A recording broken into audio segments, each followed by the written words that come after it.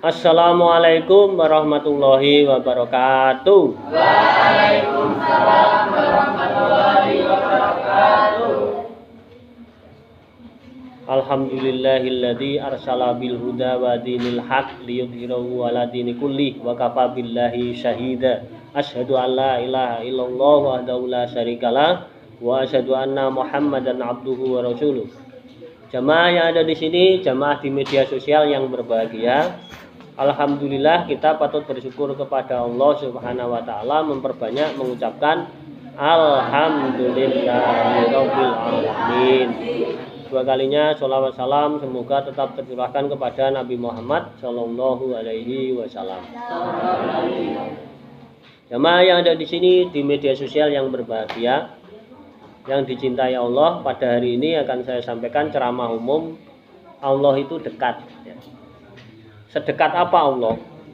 Kalau kita ingin mengetahui Allah, maka ketahuilah jati diri kita.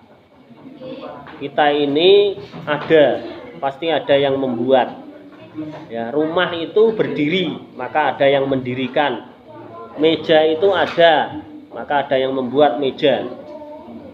Maka kehidupan ini, alam semesta ini ada, dan itu tidak bisa dipungkiri dan dinafikan bahwa kehidupan kita ini ada yang membuat, yaitu Tuhan yang Maha Esa, namanya Allah Subhanahu wa ta'ala. Maka kalau ingin mendekati Allah yang mempunyai segalanya ini, yang mempunyai kekayaan di dunia dan akhirat, di dunia ini kita harus berusaha mendapatkan rezeki dengan apapun. Dengan kita banyak belajar, mengalami kehidupan ini, maka kita akan menjadi dewasa dan menjadi hidup kita akan menjadi tahu bahwa cara mencari rezeki itu bagaimana. Yaitu dengan sekolah, kuliah, atau mengalami yang sudah dialami orang yang terdahulu menjadi orang kaya itu. Kalau tidak mau seperti itu, maka orang seperti itu tidak akan mengincipi apa? Merasakan bahwa jadi orang kaya itu bagaimana. Karena dia tidak mau mencontoh mencari ilmu dengan sekolah, kuliah, dan mengalami hal-hal yang sudah dialami orang yang terdahulu menjadi orang kaya itu. Maka kalau ingin mengalami hal semacam itu, maka yang pertama adalah banyak belajar. Sekolah dulu dari TK atau SD sampai SMP, sampai SMA, sampai perguruan tinggi S1, S2, S3. Kalau sudah mengalami hal semacam itu, maka dia akan berpikir ke arah mana bakat, minat, dan cita-citanya itu ditemui, maka rezekinya itulah dia akan mendapatkan. Itu Allah telah memberikan rezeki di dunia dengan usaha kita. Kalau tidak berusaha tidak bisa. Ada orang mengatakan kiai itu loh enak, meneng-meneng ada yang datang memberi rezeki. Kiai itu juga dulu banyak belajar, pinter ilmu agama, maka dipercayai banyak orang, maka orang itu akan mendatangi dia untuk minta doa, ya, minta kehidupannya didoakan. Kemudian kiai itu mendapatkan rezeki dari orang yang minta doa itu, atau minta apa saja kepada orang yang hidup tidak apa-apa. Kalau kepada orang yang mati, walaupun itu soleh, walaupun itu baik, tapi kalau sudah mati maka tidak boleh, karena orang mati itu sudah terputus amal ibadahnya. Dia akan menerima nikmat kubur atau siksa kubur, tidak bisa dimintai. Yang bisa dimintai itu adalah orang yang hidup, kiai itu. Jadi kiai itu juga berusaha. Jadi orang mengatakan bahwa kiai itu enak ya, jadi kiai tahu-tahu dapat ini dapat itu. Kiai juga dulu belajar, makanya dia mendapatkan rezeki dari itu. Tidak bisa orang yang tidak berusaha mendapatkan rezeki, tidak bisa. Ya. Jadi orang yang mengatakan enak ya kiai itu dan sebagainya itu keliru. Kiai juga dulu belajar dengan tekun, mengerti ilmu agama, kemudian dia jadi kiai masjid atau punya pondok pesantren, terkenal, doanya mustajab karena mungkin dekat Allah. Kemudian orang itu minta kepada kiai itu, dan orang yang minta itu memberikan sesuatu, apa itu makanan, minuman, atau uang, itu terserah orangnya secara ikhlas. Orang yang menganggap kiai itu enak ya dapat uang, dapat ini, tidak bisa, karena dia juga berusaha untuk mendapatkan itu secara tidak sadar atau sadar. Ternyata dia ahli agama dan banyak orang percaya kepada dia, kemudian minta doa dan didoakan. Yang mendoakan itu, yang didoakan memberi rezeki. Nah, itu. Jadi orang yang mengatakan berprasangka bahwa enak-enak ya tidak bisa. Dulu dia juga belajar, tapi belajar agama, mendekati Tuhan, mendekati Allah Subhanahu wa Ta'ala. Jadi semua hal yang ada di dunia ini Allah telah melebarkan, memberi semuanya rezeki, ya. Jadi hewan melata yang ada di muka bumi sudah ada rezekinya. Hanya kita mencari ndak. Kalau ndak mencari, malas-malasan ya ndak dapat. Ya, jamaah di sini jamaah media sosial. Jadi kehidupan kita ini tidak lepas dari mencari rezeki Allah. Ya. Ada dua, taufik dan hidayah. Taufik itu kita mencari, kemudian kita mendapatkan. Kalau hidayah, mungkin dulu kita tidak bisa mencari itu, kemudian tahu-tahu kita mendapatkan rezeki, tahu-tahu tidak mencari tapi ketemu, itu hidayah. Ya. Jadi kita dengan taufik mencari ini, manusia akan mendapatkan apa yang dia inginkan. Dengan hidayah, mungkin dengan usaha-usahanya dulu dia tidak mendapatkan, tapi dengan hidayahnya, petunjuknya Allah, dengan lebih baik dia di sana, maka rezekinya di sana. Itulah yang harus kita pahami. Jamaah di sini jamaah media sosial ya. Kemudian di dalam Al-Quran surat Al-Baqarah ayat 186, dan apabila hamba-hambaku bertanya kepadaku tentang aku, maka jawablah. Jadi ini Nabi Muhammad disampaikan, suruh jawab bahwasanya aku adalah dekat. Jadi sebenarnya Allah itu dekat kalau kita mendekat. Kalau tidak mendekat ya tidak bisa.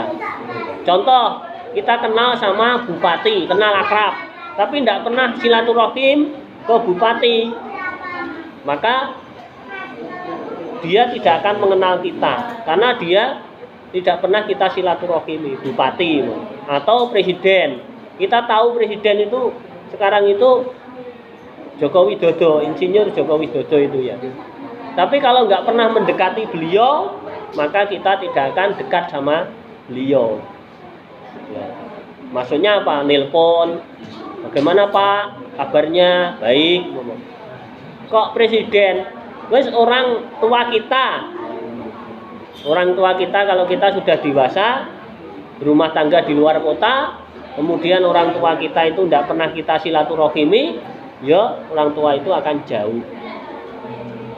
Orang tua itu. Kadang orang tua juga kangen kita. Maka Allah itu sebenarnya kangen kita. Contohnya apa? Kangennya Allah itu diberi cobaan, ujian bagi orang beriman yang mungkin salah, diberi ujian bagi orang yang tidak bersalah. Kalau orang tidak bersalah beriman itu ujian, tapi kalau orang bersalah kemudian itu peringatan, ya, diperingati. Rindu Allah itu rindu kepada manusia yang sering tidak didatangi. Biasanya datang malam hari, sekarang nggak datang. Terus manusia diberi sesuatu peringatan atau ujian. Kemudian kalau orang yang tidak beriman, tidak pernah dekat Allah, diadab namanya. Orang yang merusak itu diadab. Jadi ada 3 tingkatan manusia, adab, peringatan dan ujian. Ya. Maka Allah itu dekat dengan kita sebenarnya kalau kita tahu jati diri kita. Aku mengabulkan permohonan orang yang berdoa apabila ia memohon kepadaku, maka hendaklah mereka itu memenuhi segala perintahku dan hendaklah mereka beriman kepadaku agar mereka selalu berada dalam kebenaran. Kalau kita ingin berada dalam kebenaran, benar-benarnya Allah, bukan sak beneri dewe, maka kita tahu bahwa Allah itu dekat. Jadikanlah Allah sebagai tempat minta, tempat ibadah, tempat perlindungan. Minta kepada Allah saja, ya. Minta kepada Allah, beriman dengan sungguh-sungguh begitu. Jangan sampai kita sholat tapi masih percaya kepada kuburan, hal-hal yang membuat dia biar kaya, dia menyembah itu, mencari penglarisan, mencari ini itu agar dunianya bisa kaya. Itu artinya dia jauh dari Allah, maka Allah akan menjauhinya. Menjadi musyrik dia itu, ya. Jadi jangan mendekati musyrik, ya. Walaupun itu sekarang miskin umpama, punya usaha kok nggak maju-maju, dia minta kepada orang-orang tertentu yang tidak pernah sholat atau kepada hal-hal yang gaib yang dipercaya, maka sebenarnya dia itu jauh dari Allah, ya. Cari itu sewajarnya saja, mencari rezeki itu, ya. Nanti kalau sudah dewasa, sudah besar, bisa bekerja ataupun dalam kegiatan-kegiatan pekerjaan, harus menyadari bahwa Allah itu tempat kita meminta, tempat ibadah.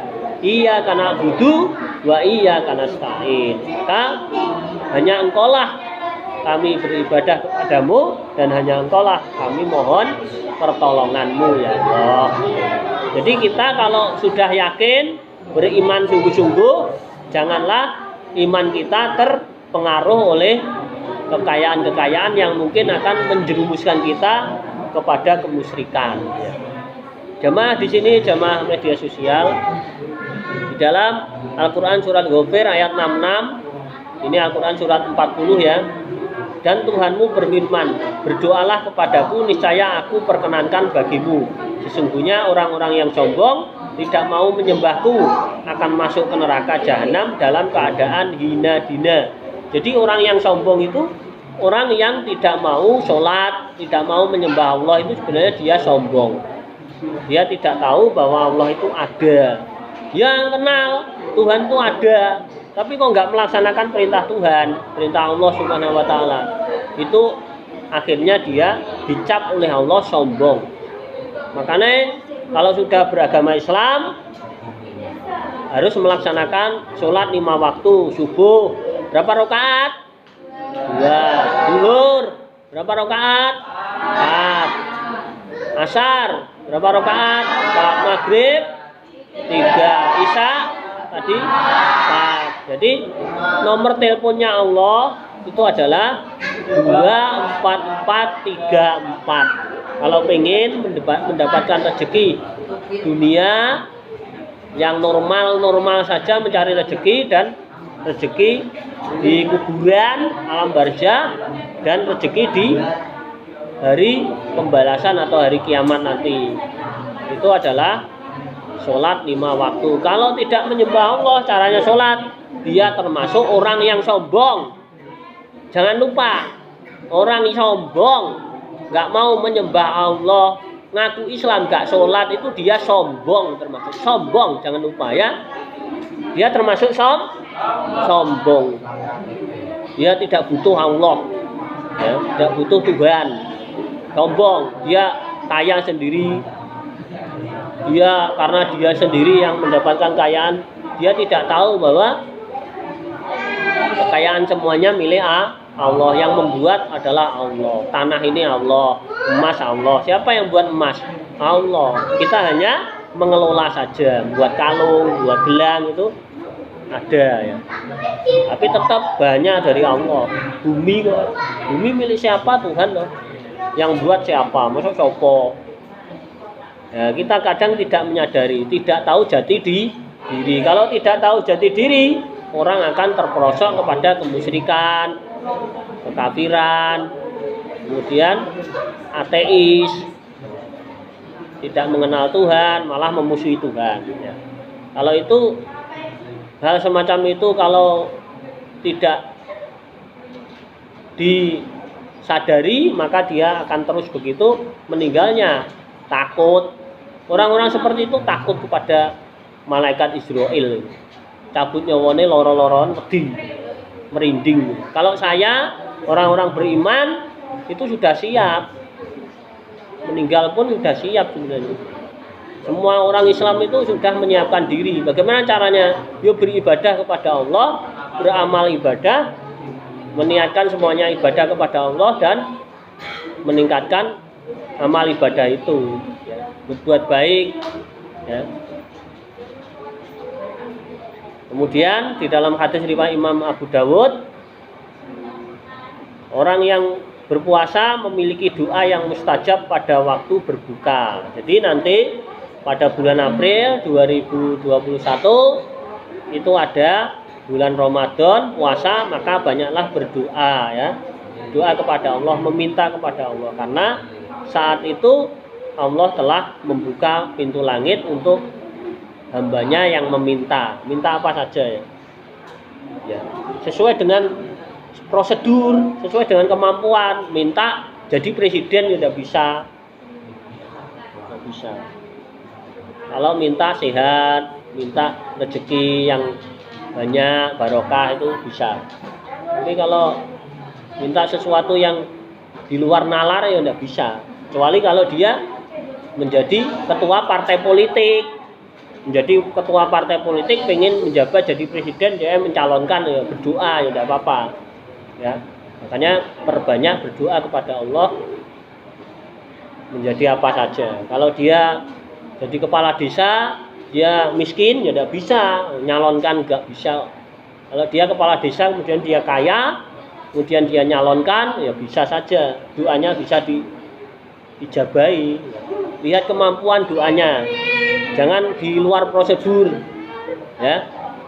Sesuai dengan kriteria kita, inginnya apa. Minta ya tidak apa-apa, tapi tetap berusaha. Kalau nggak berusaha tidak bisa, ya. Jadi Allah Subhanahu Wa Taala memberikan gambaran kepada kita bahwa Allah itu dekat, maka mintalah kepada Allah Subhanahu Wa Taala. Mungkin itu yang bisa saya sampaikan ya. Terima kasih. Kalau ada pertanyaan silahkan.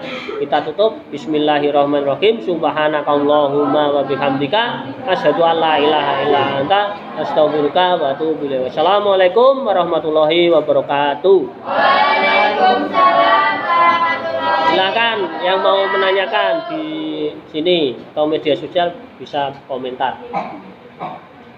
Silakan yang mau menanyakan ya silakan. Oh enggak.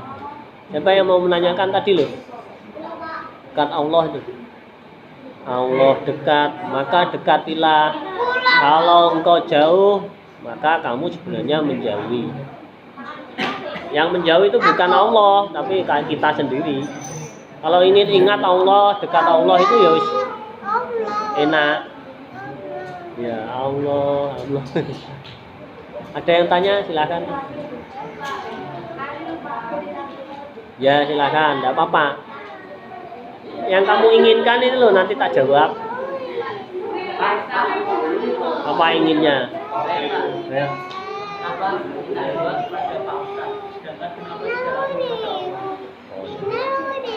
Jadi kenapa kita minta kepada kiai atau ustadz atau orang yang mempunyai pondok pesantren atau orang yang mungkin dianggap lebih dari kita, daripada kita sendiri.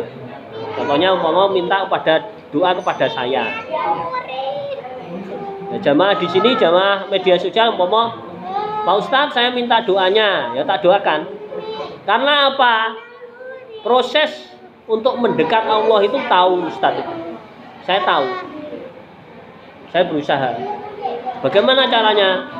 Meistiqomahi sholat waktu. Harus di masjid, harus jamaah. Harus. Kalau nggak jamaah nggak bisa. Kalau ustadz bisa. Karena dekat itu dia kiai atau ustadz yang mungkin agamanya kuat, yang selalu di masjid dan selalu hafalannya banyak, ilmu-ilmu agamanya caranya tahu ke arah mana, itu lebih mustajab daripada orang-orang yang tidak pernah mendekat Allah. Ya. Jadi seperti itu. Tapi jangan lupa ada beberapa ada 3 orang yang ditolak doanya ya. Dalam hadis riwayat Imam Ahmad, Tirmidzi ini, Nasai, Ibnu Majah, kalau itu merasa kita ditolak oleh Allah karena ada hal 3 orang ini, yaitu pemimpin yang adil, orang yang berpuasa sehingga dia berbuka, dan orang yang dianiaya, doa mereka diangkat oleh Allah di bawah awan pada hari kiamat dan dibukakan untuknya pintu-pintu langit, dan Allah berfirman, demi keagunganku aku akan menolongmu walaupun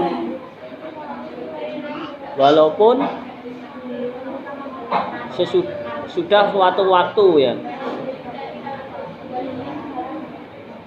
walaupun sudah suatu waktu. Jadi kalau pengen dekat Allah, maka dekatilah. Jadi ustadz kiai itu dekat Allah, maka kita minta kepada Allah. Ya, tetap kita doa sendiri, kita minta doa kepada orang yang mungkin dekat Allah. Kenapa doa-doa kita itu tidak diijabahi daripada ustadz atau kiai atau ustadz juga mungkin tidak bisa diijabahi? Kenapa? Karena dia melakukan hal-hal yang dilarang oleh Allah. Ya, banyak dosa khilaf atau melakukan hal-hal yang Allah itu tidak mau memperkenankan doanya, bisa saja. Tapi yang terpenting, tidak apa-apa minta doa kepada ustadz atau kiai. Karena apa? Ustadz atau kiai itu hidup duluan, ilmu agamanya duluan, dan tahu cara untuk mendapatkan doa ijabah itu. Dia kan banyak belajar, maka nggak apa-apa, minta saja doa kepada orang-orang. Pengusaha itu biasanya ke kiai, nggak apa-apa itu. Kalau ke kuburan nggak boleh, udah meninggal bingung ngurusi dia masuk nikmat kubur atau siksa kubur, nggak boleh minta kepada kuburan, walaupun itu seorang tokoh agama, seorang wali Allah, seorang yang diagungkan Allah, itu nggak boleh. Bolehnya minta kepada kiai yang masih hidup, orang soleh yang masih hidup, mungkin di suatu desa atau suatu daerah dia pandai dalam bidang agama dan dianggap wali Allah, terserah. Tapi minta kepada orang yang masih hidup saja ya. Kan biasanya orang-orang yang biasanya loh ya, yang saya ketahui, orang wali Allah itu kadang orang menganggapnya wali Allah, orang sakti, orang ini itu dan sebagainya. Kan kita nggak tahu wali Allah bagaimana. Kalau pengen tahu wali Allah, itu bisa dilihat pada ceramah-ceramah saya yang dulu ya. Wali Allah itu bagaimana? Tidak harus sakti mandraguna, itu udah mesti. Kalau dia tidak dekat Allah ya bukan wali Allah. Wali Allah itu penolong agama Allah. Seperti kita berdakwah ini adalah wali Allah. Mengamalkan agama, menyampaikan ilmu-ilmu agama ya, itu wali Allah. Gitu. Sudah tahu ya. Jadi boleh saja minta kepada ustadz atau kiai, tidak apa-apa. Kita kan nggak tahu siapa yang diijabahi doanya, tapi kita tetap berusaha untuk tetap mendekat Allah, sholat 5 waktu dan apa? Berdoa sendiri, tidak apa-apa. minta kepada kiai tidak apa-apa. Ya. Tapi jangan mempunyai perkiraan atau prediksi kiai itu lebih manjur, tidak bisa. Ya. Tidak bisa kita berprasangka begitu. Tapi kita minta aja, semoga kiai itu mendoakan kita terijabahi apa yang kita inginkan, tidak apa-apa. Tapi jangan berprasangka bahwa minta kepada kiai, ustadz saja, kita tidak mau berdoa, tidak boleh. Kita juga berdoa, tapi kita minta kepada ustadz atau kiai, tidak apa-apa. Lebih bagus dua-duanya dilakukan ya. Jangan berkeyakinan bahwa kita berdoa sendiri, tidak boleh. Kita minta ya, berkeyakinan minta mesti diijabahi, tidak boleh. Jadi dua-duanya dilakukan, insya Allah siapapun yang diijabahi Allah, apa yang kita inginkan ya akan dibuktikan oleh keadaan orang itu yang dia berdoa dan minta. Mungkin itu ya. Terima kasih. Mohon maaf kalau ada kesalahan. Bila itu hidayah. Wassalamualaikum warahmatullahi wabarakatuh. Waalaikumsalam warahmatullahi wabarakatuh. Semangat. Semangat.